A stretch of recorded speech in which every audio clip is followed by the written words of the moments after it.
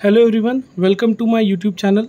तो इस वीडियो में हम लोग chapter number 3 inheritance and variance Maharashtra class 12th biology का एक टॉपिक जो कि है explain the law of dominance and compare how it differs from incomplete dominance and codominance. ये क्वेश्चन मार्च 22 में पूछा गया है 4 मार्क्स के लिए। ठीक है, तो इसे हम कवर करने वाले यहाँ पे। मेंडल्स का बहुत बड़ा कंट्रीब्यूशन है जीन थियरी में, और मेंडल ने ये बताया था इस लॉ ऑफ डोमिनेंस में कि जब इंसान का जो भी कैरेक्टर होता है वो जीन से ही पता चलता है, और हर एक जीन के 2 अलील होते हैं।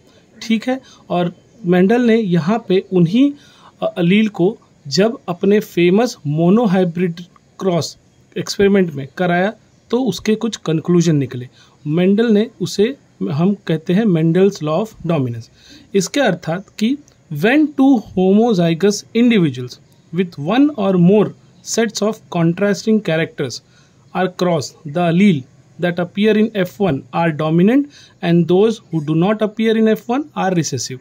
तो जब उन्होंने जैसे कि प्लांट में होते हैं, सीड में होते हैं, उसके शेप से जो कि होता है राउंड एंड व्रिंकल।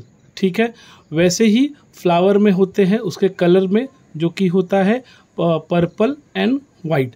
ऐसे ही मेंडल ने यहाँ पे स्टार्टिंग में बताया कि लॉ ऑफ डोमिनेंस में कि जो कैरेक्टर निकल के आता है F1 जनरेशन में उसे हम डोमिनेंट कहते हैं, और जो अपीयर नहीं होता उसे हम रिसेसिव कहते हैं।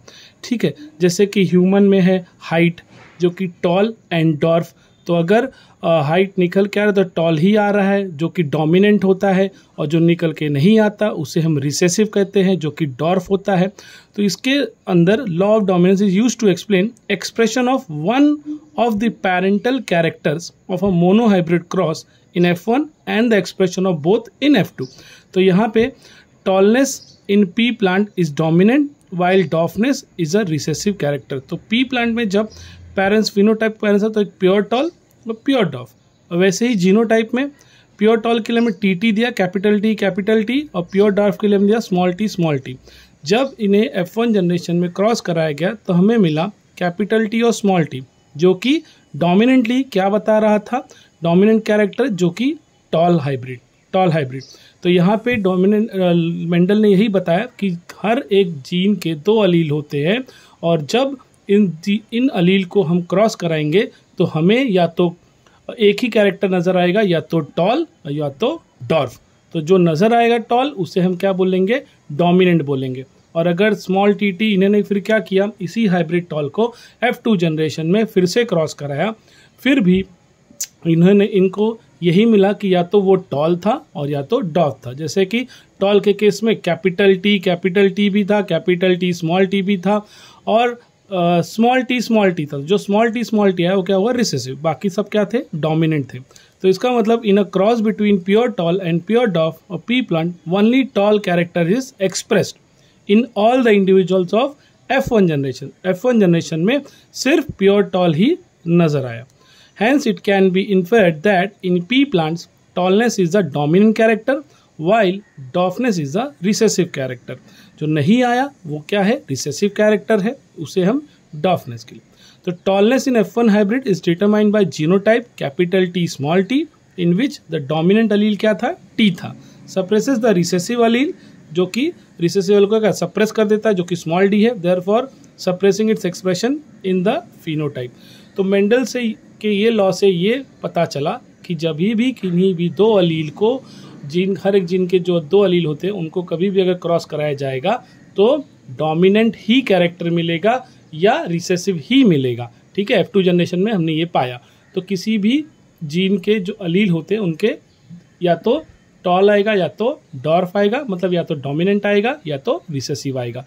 तो ये उन्होंने लॉ बता दिया। अब जब लॉ बता दिया है तो इसका मतलब आने वाले हर किसी केस में यही होगा, या तो टॉल आएगा या तो डॉर्फ आएगा, या तो डोमिनेंट आएगा या तो रिसेसिव आएगा, और दोनों का मिक्सचर नहीं आएगा। लेकिन जब मेंडल के डेथ के बाद और भी एक्सपेरिमेंट किए गए और भी केसेस में, तो हमने ये सेम सबके लिए नहीं पाया।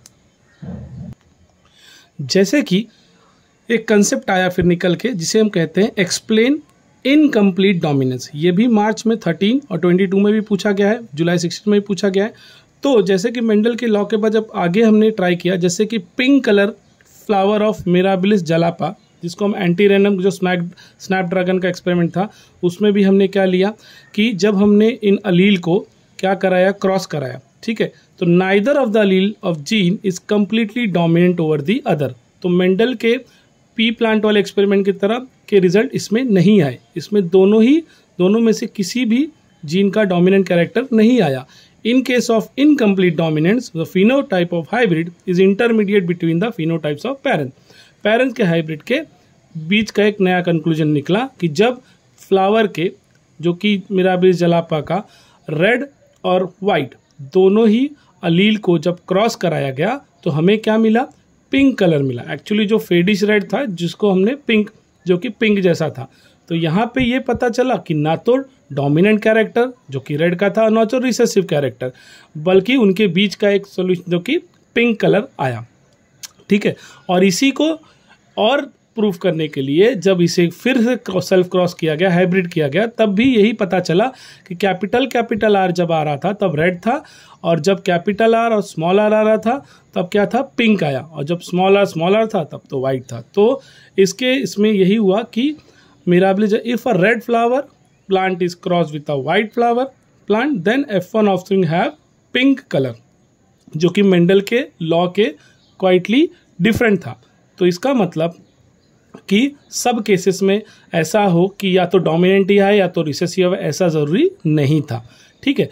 तो इसमें इस कंसेप्ट को हम कहते हैं इनकम्प्लीट डोमिनेंस, जहाँ पे कि स्मॉल आर के प्रेजेंस रहते हुए जो कैपिटल आर जो कि रेड है उसका डोमिनेंट क्या था, उतना इफेक्टिव नहीं था, तो इसीलिए उसका डोमिनेंट नेचर कम था। तो इसीलिए इसको हम क्या बोलते हैं, नॉट परफेक्टली डोमिनेंस या इनकम्प्लीट डोमिनेंस। इसके फिनोटाइप रेशियो क्या है, 1:2:1, जहाँ पे 1 किसके लिए था, रेड, और 2 किसके लिए था, पिंक कलर के लिए था, और 1 किसके लिए था, वाइट कलर के लिए था। जीन जो कि था फ्लावर कलर, अलील क्या थे उसके, रेड और वाइट, उनके बीच में रिलेशन क्या हुआ, that is resulting incomplete dominant over the white, जो कि स्मॉल आर था। तो आई होप आपको इनकम्प्लीट डोमिनेंस समझ में आया होगा। इसी का जो हमारे वीडियो का जो थर्ड टॉपिक है दैट इज को डोमिनेंस। ये भी अभी मार्च 2022 में आया है और उसके पहले मार्च 13 में भी आया था 2 मार्क के लिए। तो को डोमिनेंस में हमने ये पाया, इसी कड़ी को आगे हमने जब स्टडी किया तो ये पाया कि it is a phenomena in which 2 alleles of a gene are equally dominant and express themselves in the presence of the other when they are together. In codominance, both the genes are expressed equally. इसका मतलब जब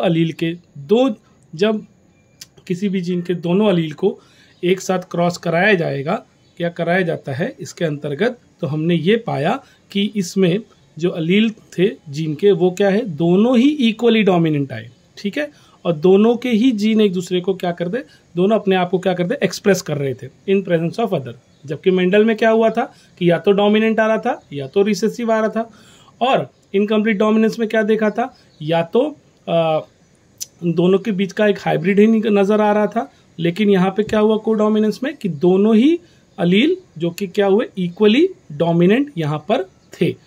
ये कहाँ पे था, हमने रोन coat colour in cattle जो कि ब्रीडिंग किया गया कैटल में, तो हमने ये देखा उसके कितने 2 टाइप के अलील, जो कि एक रेड कोट जिसका स्किन क्या होता है, रेड कलर होता है, और एक वाइट कोट जो कि कलर क्या होता है, वाइट हेयर होता है जिसका। तो इन दोनों को जब ब्रीडिंग कराया गया तब हमने ये पाया कि जो कैपिटल आर कैपिटल डब्ल्यू आया, जो कि कलर कैसा था, रोन कलर था, जिसमें आप बोलते हैं ना एक ब्राउन कलर का है और एक वाइट कलर का है, और जब इनका हमने ब्रीड कराया तो ब्राउन और वाइट कलर दोनों ही उस कैटल में पाए गए, जिसमें दोनों ही कलर हम गांव में भी देखते हैं कि गाय और जो बछड़े होते हैं उनमें ऐसे दोनों कलर पाए जाते हैं, वाइट भी पाया जाता है और रेड भी पाया जाता है, दोनों का मिक्सचर होता है उनका स्किन का जो कलर, हेयर का जो कलर होता है, ठीक है। तो वही रॉन कोट कलर में होता है। हमने गांव में काफ़ी गायें देखी है ना, जर्सी गाय स्पेशली, जो कि वाइट और रेड कलर के मिक्सचर के होते हैं जिनका कलर होता है। तो यहाँ पे वही है कि when red cattle is cross with white cattle, F1 hybrid, RW that is Ron colour, जो कि मिक्सचर ऑफ क्या है, रेड और वाइट पाया गया with mixture of red and white colour. तब इसको फिर से जब इनको जब हाइब्रिड करके देखा गया F2 जनरेशन में, फिर भी हमने यही पाया कि जब कैपिटल आर था तब तो रेड कलर था, या जब कैपिटल डब्ल्यू था तब क्या था, वाइट कलर था। और लेकिन जब कैपिटल आर और कैपिटल डब्ल्यू आया तो वो केस में क्या था, इनका रोन कलर, जो कि एक तरह का चितकबरा भी हम बोलते हैं, जो कि इक्वली क्या होता है, वाइटिश भी होता है, इक्वली क्या होता है, रेडिश भी होता है। ऐसे बहुत सारे गाय और बछड़े हम देखते हैं गाँव में। Thus both traits are expressed equally in F2 generation produced by interbreeding of runs। ठीक है, तो thus codominance also genotype and phenotype ratios are identical इसमें। ठीक है, तो आई होप आपको मेंडल का लॉ ऑफ डोमिनेंस, जिसमें क्या हमने पाया कि जब किसी भी जीन के दोनों अलील को क्रॉस कराया गया है तो या तो डोमिनेंट आएगा या तो रिसेसिव आएगा। और जब हमने इनकम्प्लीट डोमिनेंस में देखा तो ये पाया ना तो अलील का, दोनों ही अलील में से किसी का भी डोमिनेंट कैरेक्टर नहीं आ रहा था। ठीक है, और जो थर्ड हमने देखा कोडोमिनेंस में, उसमें ये पाया कि जो जीन के दोनों अलील थे वो इक्वली डोमिनेंट थे, दैट इज कोडोमिनेंट। तो आई होप आपको ये कंसेप्ट समझ में आया होगा। ये टॉपिक बहुत ही इंपॉर्टेंट है, 3 से 4 बार आ भी चुका है बोर्ड एग्जाम में, तो इस ईयर भी आने का चांसेस है। अच्छे से इसको प्रिपेयर कीजिए, और अगर टॉपिक समझ में आया हो तो प्लीज़ चैनल को लाइक और सब्सक्राइब कर दीजिए। ये जो क्वेश्चन आंसर के टाइप में मैंने लिखा है ताकि आपका क्वेश्चन आंसर भी प्रिपेयर हो जाए, यही आपका नोट्स भी है। Thank you.